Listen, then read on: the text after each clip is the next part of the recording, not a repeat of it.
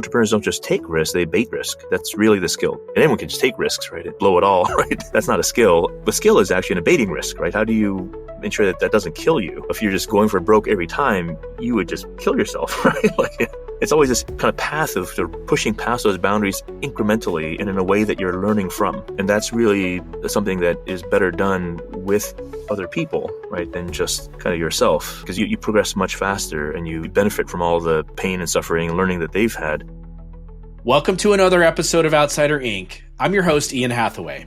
Today's guest is Doug Song, a true visionary in the cybersecurity industry and a model for building great tech companies outside of Silicon Valley.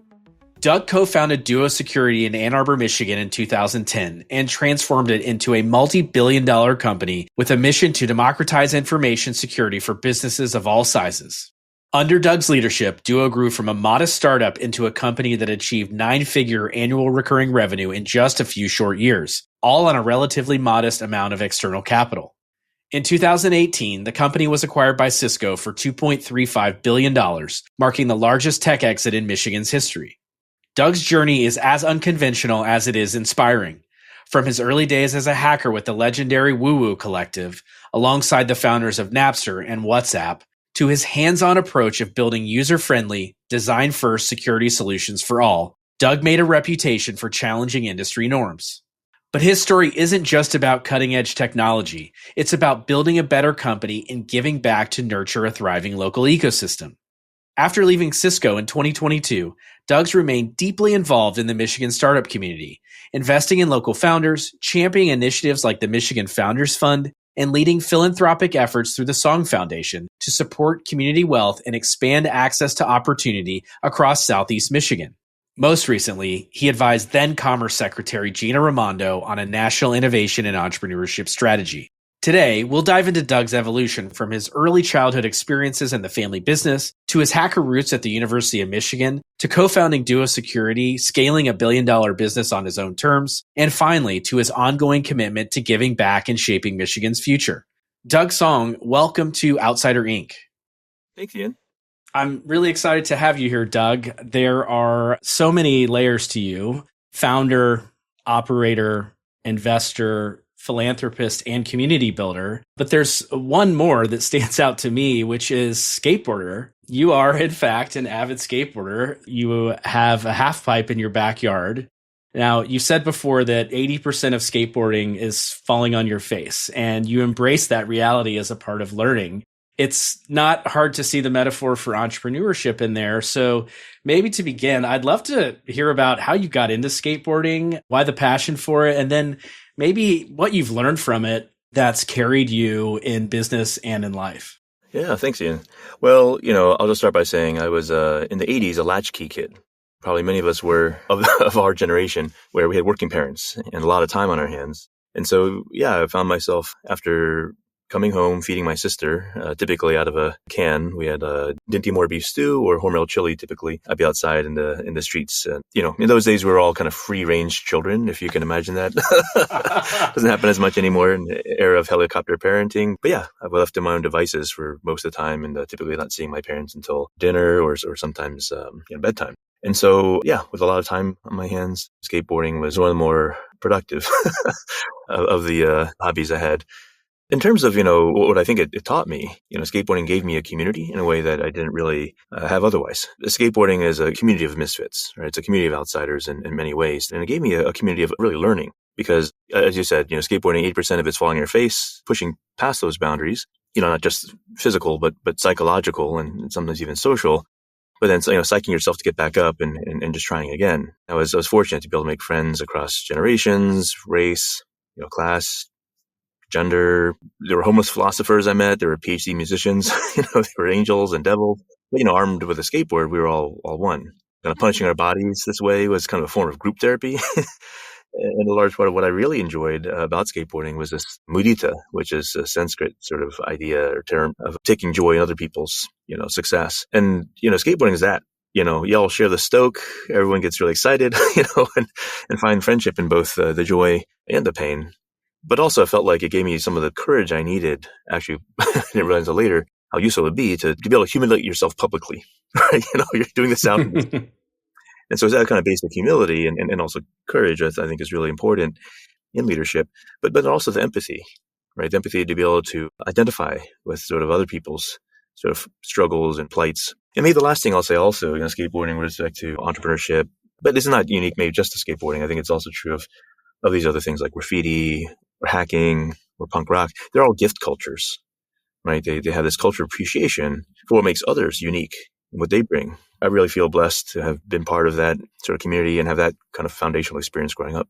There's so many things packed into that I feel like we're going to revisit throughout this episode. Community, outsiders, taking joy in the success of others. You mentioned being a latchkey kid in the 80s. I can definitely relate to that. Helicopter parenting, I can definitely relate to that as well. Overcorrecting. But sticking with those kind of early roots, you started working on computers at the age of 8, doing data entry in your dad's liquor store in Baltimore, which may not be the typical tech origin story, but it's certainly an impressionable experience for you. How did that experience spark your passion for computers, and how did it maybe help shape you as a builder and a leader early on? Yeah, well, I mean, my dad was a gadget freak, so he didn't have much, and what we did choose to spend on was totally ridiculous. Anytime there's a new thing out, we bought like the first VCRs. We had all the Betamax stuff. We had the first Betamax camcorder, the first bread machine, with the first CD player.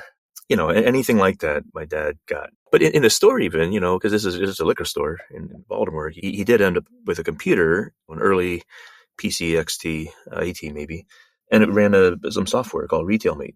I don't know where he found it. I don't know, how he got it, but he was really intent on sort of using this kind of digital tooling, right, to manage his inventory, and had me do all the data entry for this, as well as do all the invoices, all the ARAP kind of stuff, right, for all the suppliers. And I got really kind of hooked on kind of just the logic and the systems, and it's just fascinating to understand kind of how things worked in that way. It kind of opened a whole new world to me. Technology for its own sake wasn't necessarily the thing, but it was sort of the joy, I guess, of productivity and just fascination, right, with how things could be done differently. Because my dad had all these records and stuff, but when the CDs came out, we can just stack so much more of them. But he was just always intent on kind of having this stuff around, and I'll always be grateful for that. I definitely remember getting my first CD from my dad, Dark Side of the Moon. I was probably a little too young to receive that as a gift, but that was pretty much a theme in my dad's life, pushing those boundaries. So you had this great, sort of impressionable experience young, getting into computers, growing up in the gadget house.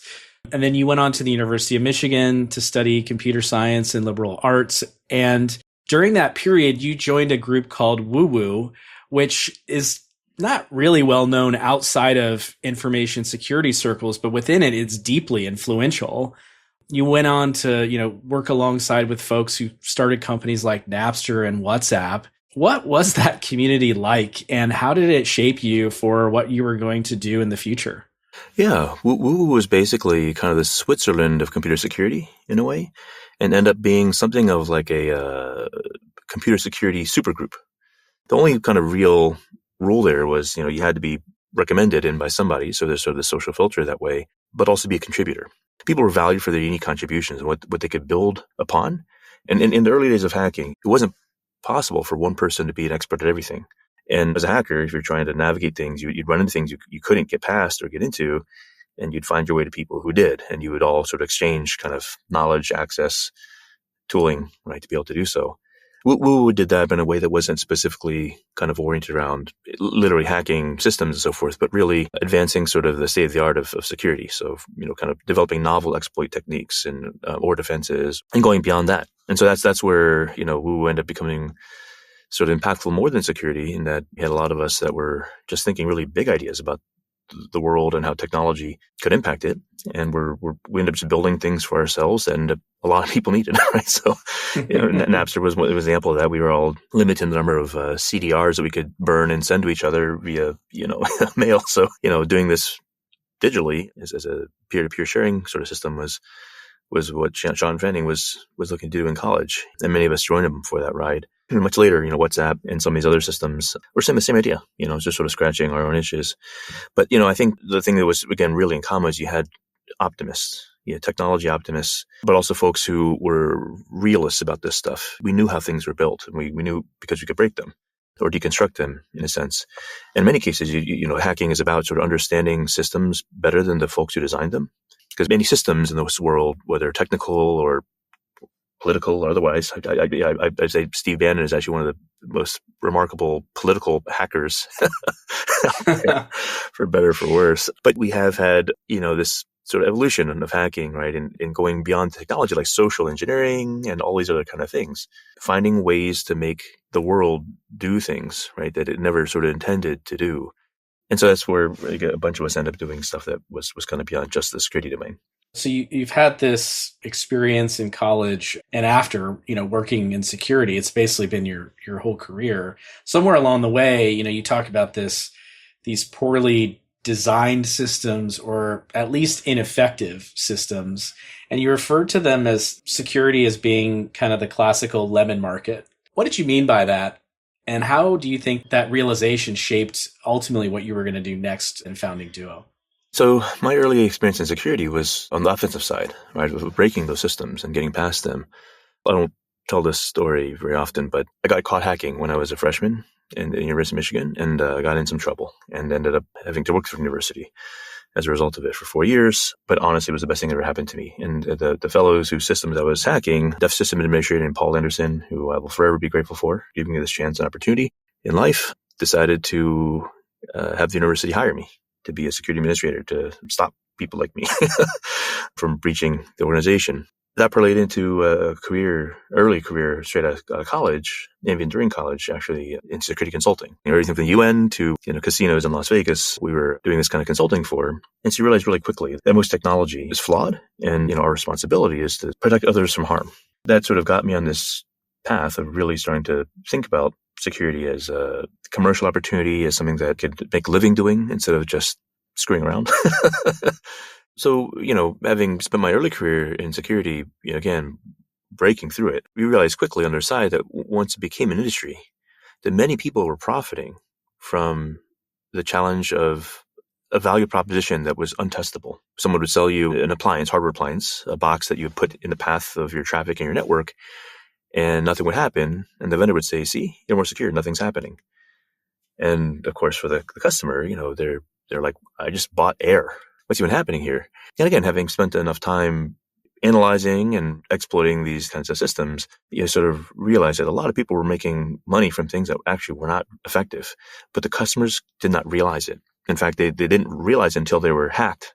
So that's where, this notion of a kind of a used car or lemon market, really comes from, that you don't know the car is bad until after you've driven off the lot and it breaks down halfway to your house. So that was a challenge I saw in security and some of the disillusionment I had from it as an industry. I think many of us who grew up in this kind of era of security all have lived this and felt this, right? As there's so much money coming into this industry, but not a lot of real provable impact from it. A lot of these products or the solutions, they call them, really creating their own problems. I remember hacking what was the industry leading security product at the time, the Checkpoint Firewall 1 product, and finding like 9 different ways through this thing. And it was sort of like realizing the emperor has no clothes, right? Because this is the thing that's protecting all these different organizations from people like me. But, we published all that research. We worked with the vendor to get all those things fixed. They ended up actually rewriting the whole product. But those are the kind of things that really taught me a lesson about how the world really works, right? Which is, it's not actually a completely efficient market, right? There are these ways in which these information asymmetries create a tremendous opportunity for some and at the expense of many others. Makes a lot of sense. I feel like efficient markets hypothesis is a theory and little more than that. So, flashing forward to 2010, you and John Oberheide launched Duo Security with a relatively simple yet radical idea, which was making security easy. What did that mean? Why did you decide to start the company, and why did you think that was the right time to do so? Yeah. If you ask my wife, it was the worst possible time to do so because she was 6 months pregnant with our second child. And the story kind of begins with a detour I'd made. I'd left security actually from doing companies out of college to do something else, which was internet TV. trying to be more useful in a sense, but then getting our ass handed to us by YouTube. So, that didn't really work.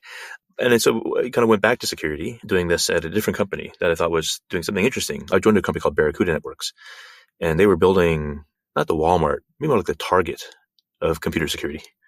Like everything you could buy in from like a Cisco or like one of these enterprise kind of companies, Barracuda is making a cheaper, easier version of. And so instead of like a $25,000 Blue Coat box, you could buy like a couple $1,000, Barracuda box. And democratizing kind of that opportunity in that market was something I thought was really interesting as I'd seen the shift of attackers go after the long tail of customers. Because at the time when the internet was really sort of becoming commercialized, it was only the big banks, big businesses, hospitals, governments really that had to worry about internet security. But when the internet transformed everyone's lives, even your corner coffee shop has a point of sale system now, probably Toast, right? That's internet connected, and therefore everyone sort of has this internet security problem. So I was there long enough to help them prepare for what was their eventual IPO, and it was good for them, but I left before that. And so I started Duo because I had seen sort of the scope and scale of the problem and the market opportunity from Barracuda. There were so many customers that they had and so many more beyond them that couldn't even buy a Barracuda product that needed this kind of help.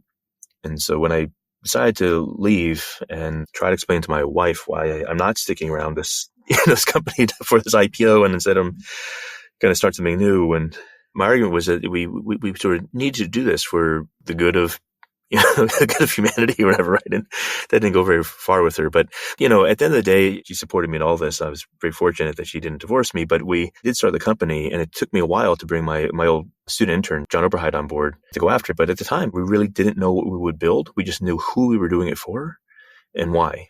So the mission was democratizing access to state-of-the-art security for the long tail of businesses. One of the principles that stands out to me is you took this very design-forward approach.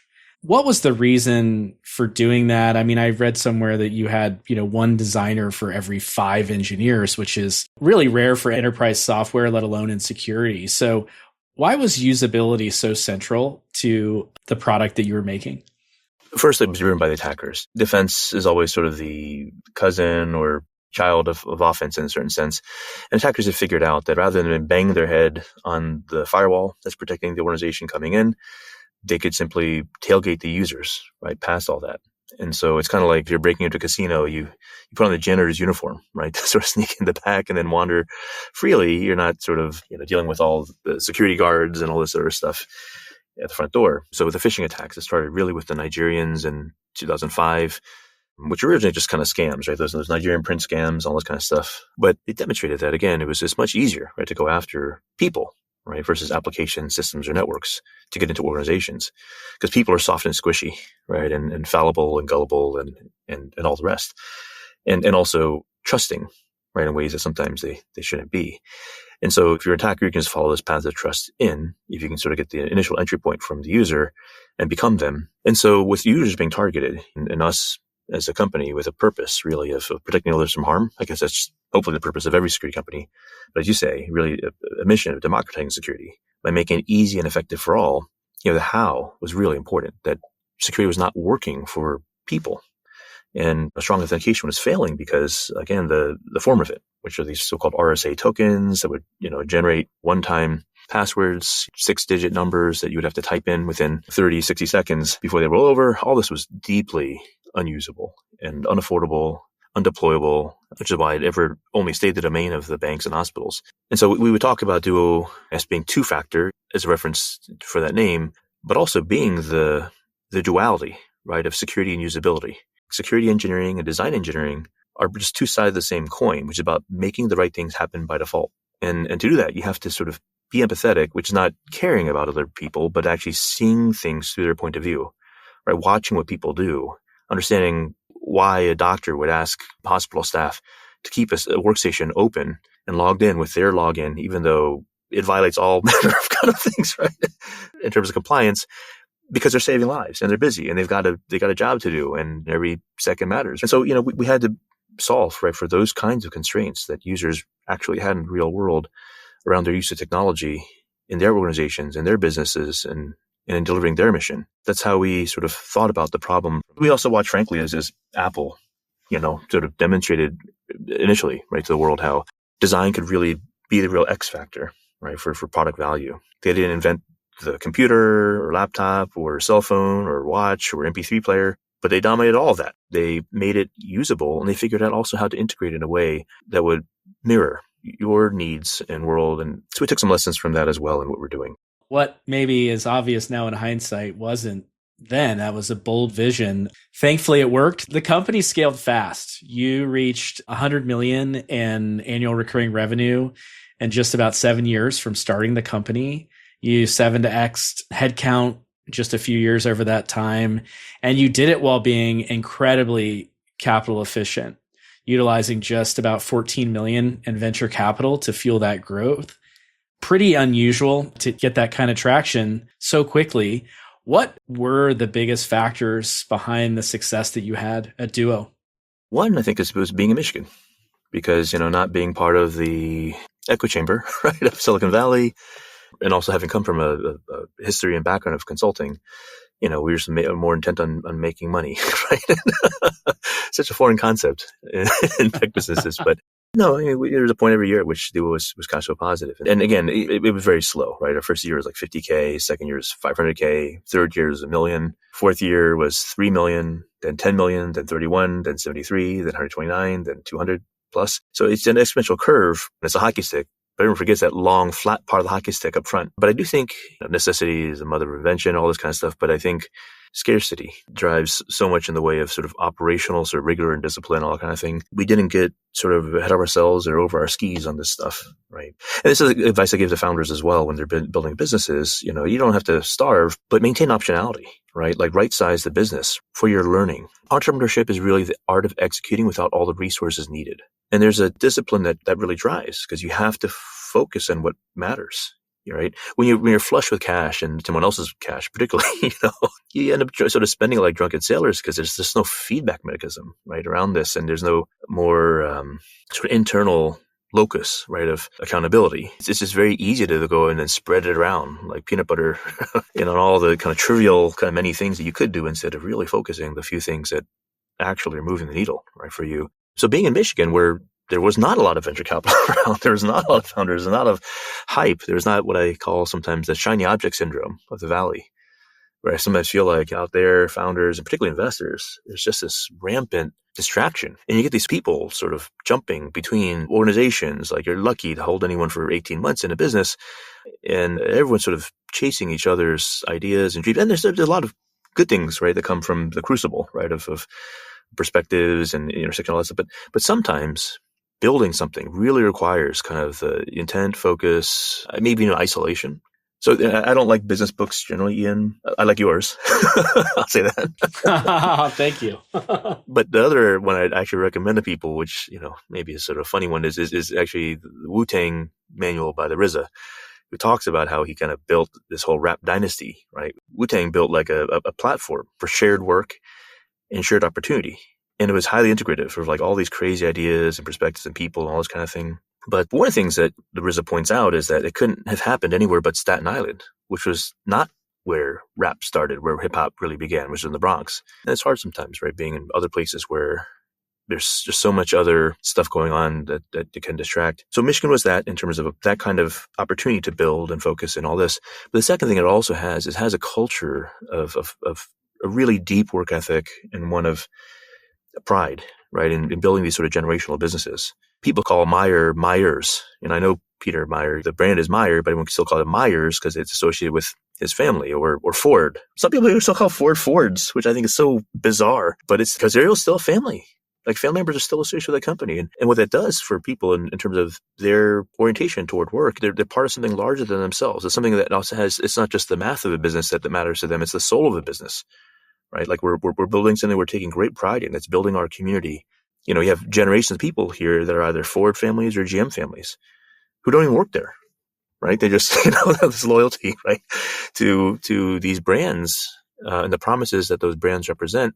But that was the large part of what we wanted to do with Duo. We wanted to build a platform opportunity for others. And so again, I do credit that to the culture of what's here and the kind of people and what motivates them is because man, I never had any problems hiring engineers, and I kept most of them. I think we had a very, very low attrition rate. In many cases, I had people, average tenure was like 7 years, right? So like, Yeah. it's very different because we took care of them, and they took care of the customer, and they took care of business. And so I really find this to be true, right? In places like Midwest, where that kind of perspective still dominates in a lot of ways. And then the last thing is, just the privation. You sort of learn a lot from other people on how to build great generational business here, because there hasn't been as much sort of venture capital flooding this. So, so I think sometimes in the Valley, there are a lot of weird sort of management fads or sort of ideas that don't really sort of make sense or work, whatever, that sort of get promulgated, right, as sort of truth. We took as many lessons from Zingerman's, right, a Jewish deli down the street from us, as any tech company. And a lot of these things were like the basic kind of rituals and sort of operational kind of behaviors, right? Like we had open book finance, right? Everyone in Duo knew all of our spend and, our revenue numbers, all this stuff. And same thing that this Jewish deli did. They were focused really on place and on their people. Another thing we took from them that I was, I think is also sort of very Midwestern is this ritual of appreciations, where every team meeting we started or ended with 3 to 5 minutes of thanking each other for the specific things we saw other team members do that made the team successful. And that really is what I think drove a lot of the success and learning in our business, because if I organize an all hands to try to impart to the company some knowledge or understanding of like what I think we're doing and headed, that's sort of one thing. But how do leaders ever hear what's important in the business from the company at large? But appreciations were how we did that in a way that elevated and standardized excellence. Because when we saw that, when someone would say like, oh, hey, thanks, Patrick, for uploading those leads, you sort of got to understand quickly how people were successful and other people would model, and everyone did it together. And we all learned together. And that was core value of the company. Engineer the business, do a lot of data-driven sort of approaches to finding new paths of progress that we didn't have. Learn together. It's not about who's right, but what's right. And then the last was, the one that everyone remembers of our corporate values, but it's what made all that possible, which is to be kinder than necessary. That to really be an effective team, we have to go out of our way to help each other be successful. And so we were able to hold a bar kind of this way and really be thoughtful, intentional about the kind of teamwork. By defining kind of our culture, we defined our behavior, and that ultimately led to our results. Yeah. So many amazing things in there. Less of an obsession with capital, more of an obsession on revenue and customers, less of an echo chamber. You could stay focused, work ethic, loyalty and longevity of employees, gratitude, empathy, supporting team, kind of those Midwest values. I mean, those are all very compelling reasons to build any kind of business in a place like Michigan. Did you ever feel like there were constraints from being there? Oh yeah, of course, plenty, and for all the right reasons. Yeah. I mean, to be honest with you, like I never had any problems hiring engineers because I didn't have to compete for them, right? Like I'd show up at Michigan Tech University in Houghton, Michigan, where probably right now they still have probably 8 feet of snow, and we'd show up, and at the career fair would be us, John Deere, and GM. And you know what? The lineup was out the door for us. For the longest time, Michigan honestly was one of my best kept secrets. I really didn't talk about it very often to anybody because we were doing fine. And also some of the culture. I mean, a kind of Midwest thing. We choose to get big before we get loud, which is the opposite of California, maybe. And even then, we don't even necessarily get loud, right? Like that is actually one of the bigger constraints I think we've had on our ecosystem, right? That we've not been willing to tell these stories of our success like we should, because it almost feels impolite. That's the part I feel we have to change a little bit. Ecosystems require network effects, right? And those happen when you create those pathways. I mean, when people show up in the Valley, everyone knows, right? Like your job is to be an introduction machine, right? No matter what your job is, you're constantly doing that and paying it forward that way and all that. And that's an aspect of some of the Silicon Valley and tech culture I really do appreciate. But anyway, I think the other constraints I think we saw that were more difficult. And these are ones, again, I don't think are specific to just Michigan, but maybe everywhere else that's not the Valley, is taking a chance on others. Defines sort of Silicon Valley and tech. It's not the technology. It's the behavioral sort of profile, right, of attracting folks and engendering sort of this motion of flywheel effect, right? People taking chances on others. And in some level, I would say Michigan was that in an earlier era of its economic development, right, where this was Silicon Valley, right? The turn of the century, like in the early 1900s, we had hundreds of car companies here, not 3. I think we end up being victims of our own success. Companies got really big. And when you have that, people get comfortable, maybe complacent. What got you there is not what gets you to the next level. And so corporatism sort of sets in, and also sort of a zero-sum mentality. But that kind of zero-sum thinking is just toxic, right, for startup ecosystems, Yeah. I like the way Victor Huang talks about this. He says, if you get really good at a thing, it's like you get really good at factory farming. Like you know how to grow corn, but then anything that's not corn that pops out of the ground, you weed, you pull out, and all you're doing is you're fertilizing corn. When someone comes up with like a better variant of corn, or like some disease wipes out your monoculture, you don't have a lot to fall back on. And so that's kind of what's happened here in Michigan. We've had we're knocked back on our heels, right, with all this over decades, right, of challenges to our dominant industry. But that's what creates now the detritus of all this.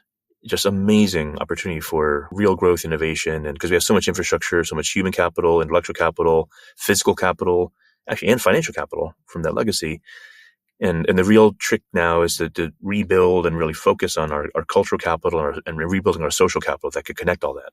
Yeah, look, I grew up just down I-75 in Ohio, part of the Detroit supply chain, so I know that culture all too well.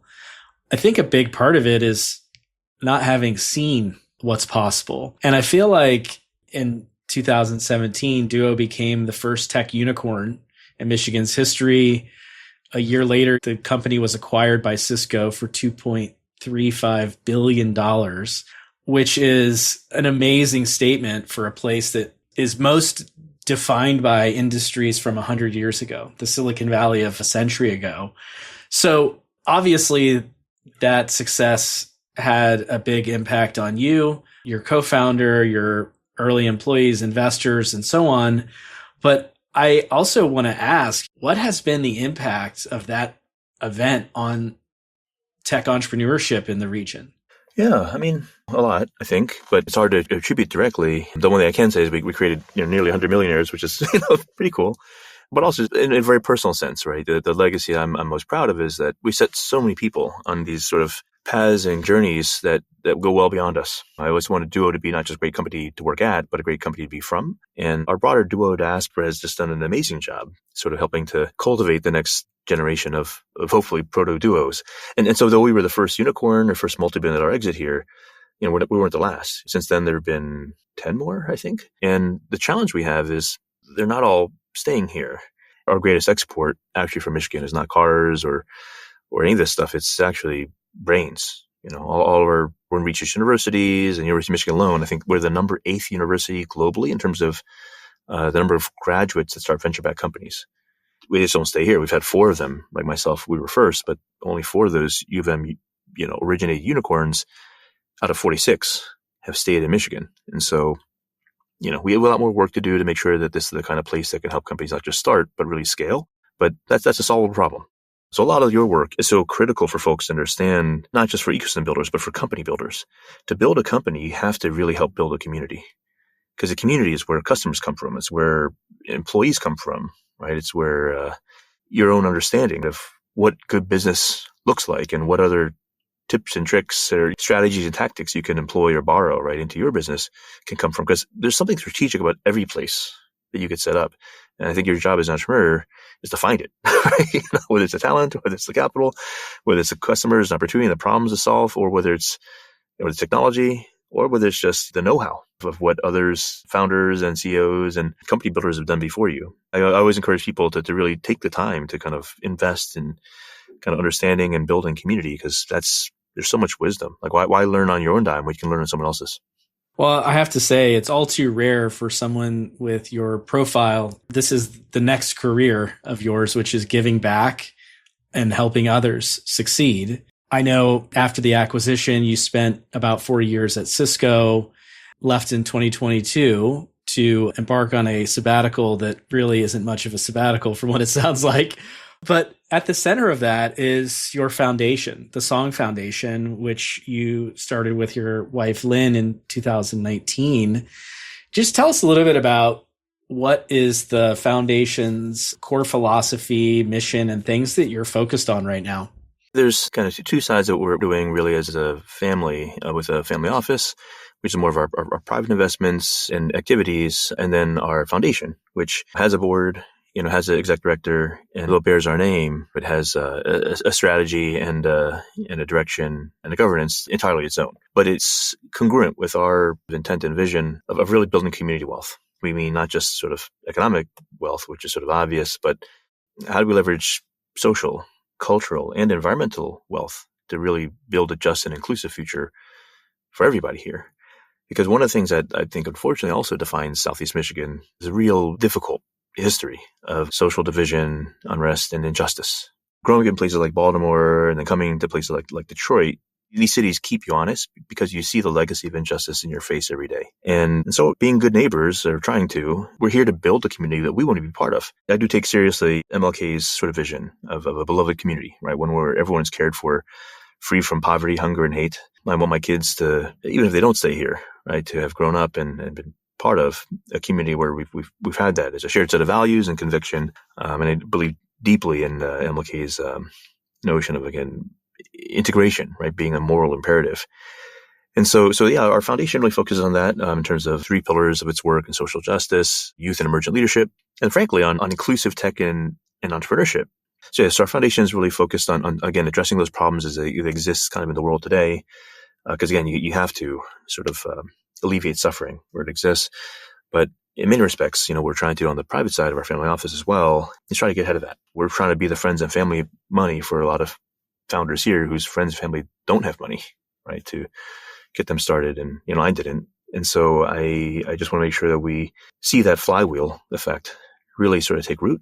And so we started some things like the Michigan Founders Fund. That was one of the early investments from the Song Foundation, a peer network of 150 founders of high tech, high growth businesses here on the angel and venture sort of track or journey, but really creating all the new jobs and tax base in every district across Michigan, elevating those founders, building sort of a community, creating a lot more interest and awareness from the public at large that these companies even exist. And because, when you see those founders taking risks, right, personally on behalf of their customers or their communities, we have to wrap around those people and protect them.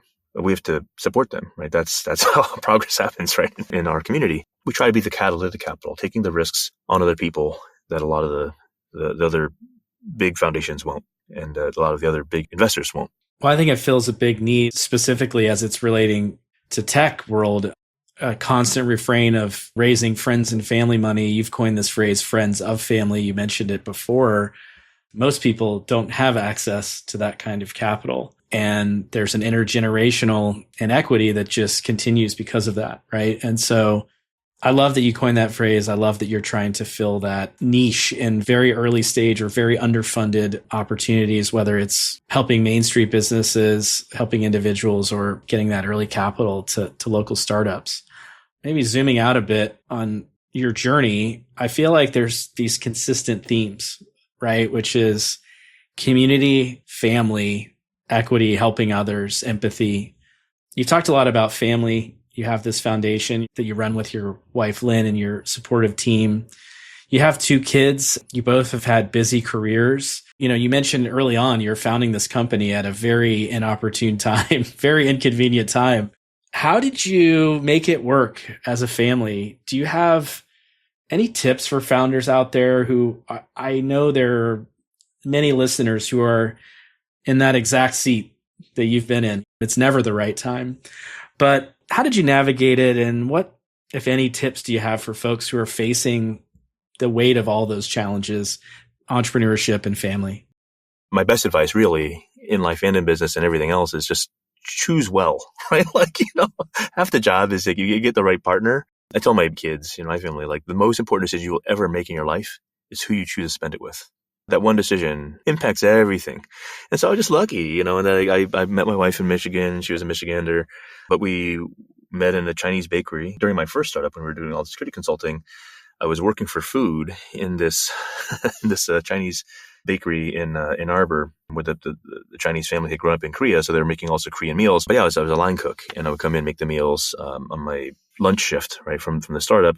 And my wife was working the front, I was working the back, and sort of the rest is history. She also joined me on that first security consultancy, and then when we built product, she ended up selling the product for us and tripled business on us. And so she's been on that journey with me, so she knew the deal, right, of what that would look like, and also why that you can only really figure anything out by doing. But, for other founders or the folks contemplating entrepreneurship, I see a couple things. One is obviously everyone says, you need a safety net and all that kind of thing. All true. It's just definitely important. And maybe one way I would say it's sort of learning to navigate difference.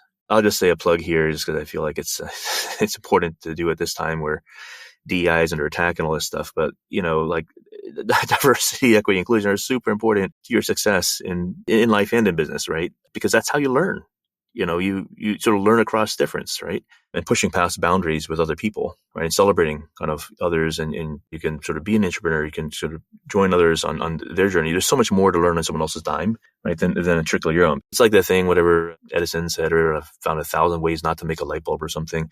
I think Silicon Valley glorifies failure in this kind of perverse way. Like, so much more to learn from failure than from success. I'm like, that doesn't make any sense.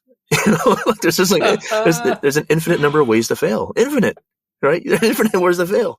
But people who have figured something out, like you can learn a lot from them, and you don't have to do it. You can put it in your pocket, save for a rainy day. But expanding your toolbox of options. But if you keep your mind open to it, and I think there's truly something to learn from any person you meet in this world.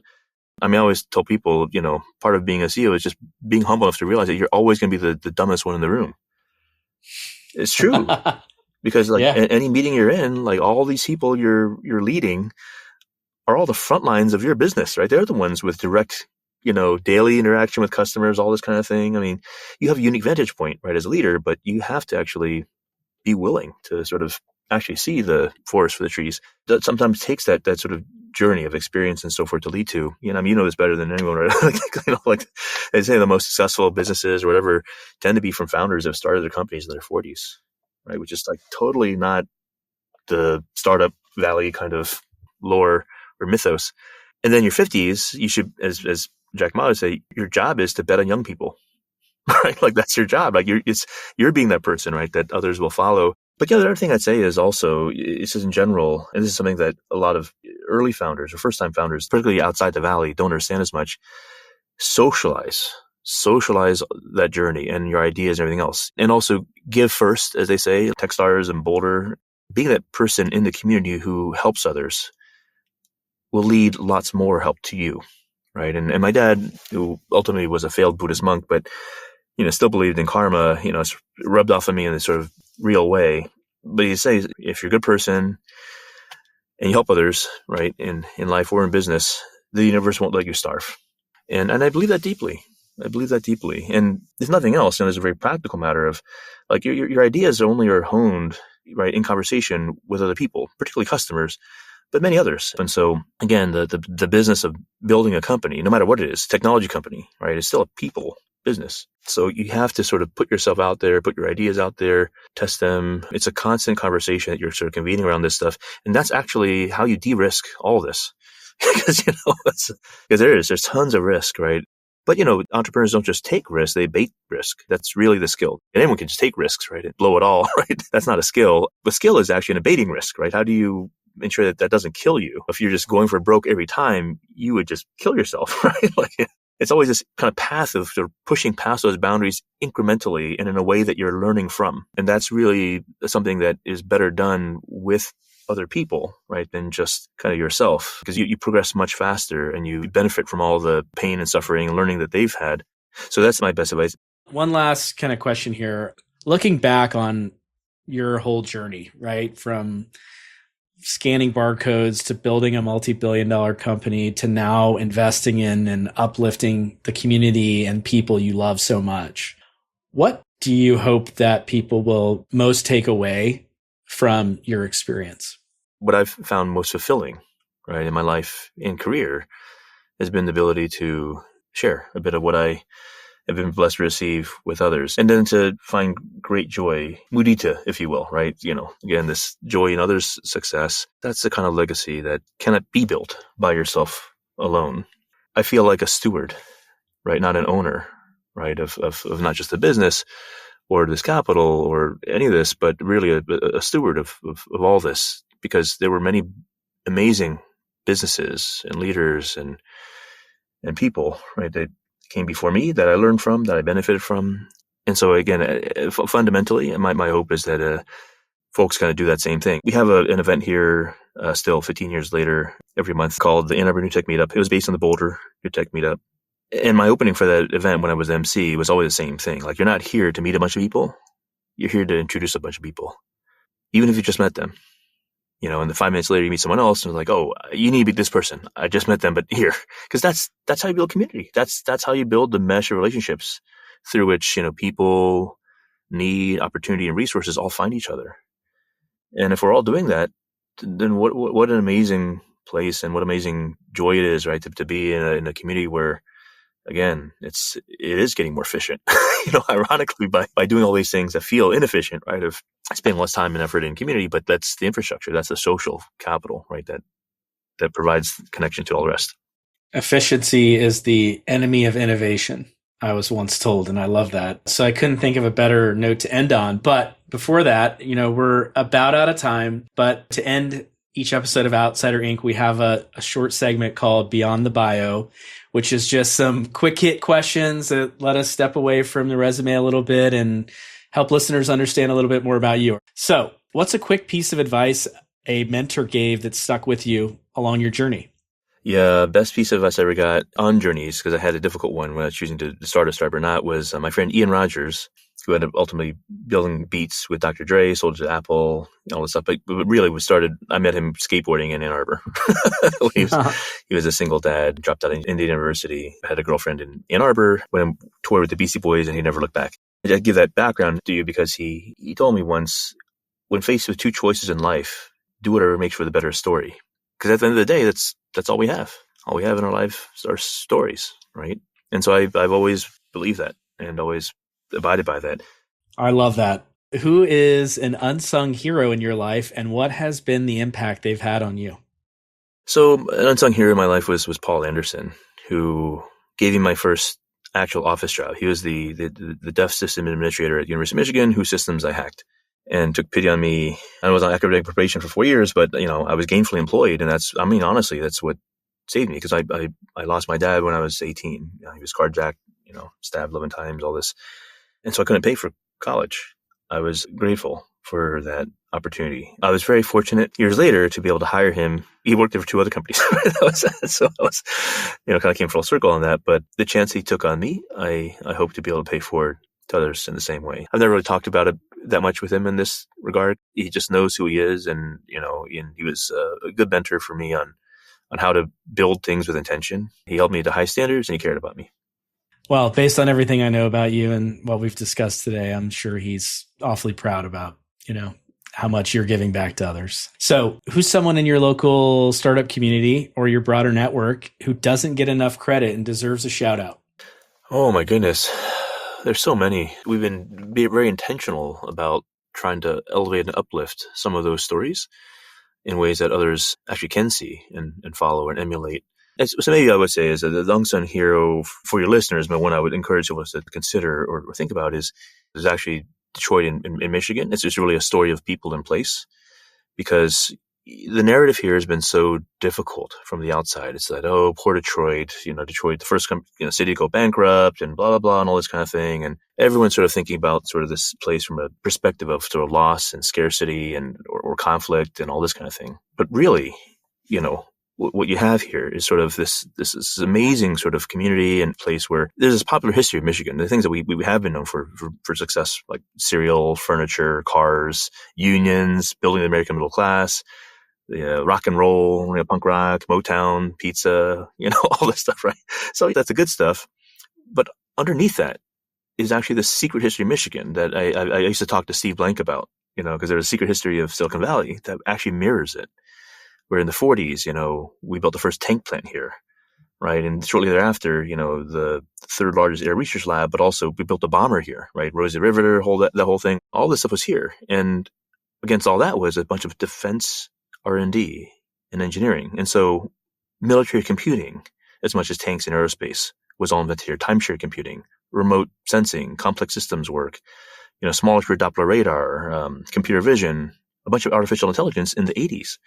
Right, the birth of the internet. We have had so much of this stuff here. Is what led to what we did. Some of my old colleagues at these other companies, they're older than me, but they all had these shared experiences and histories, right, for me and for our companies.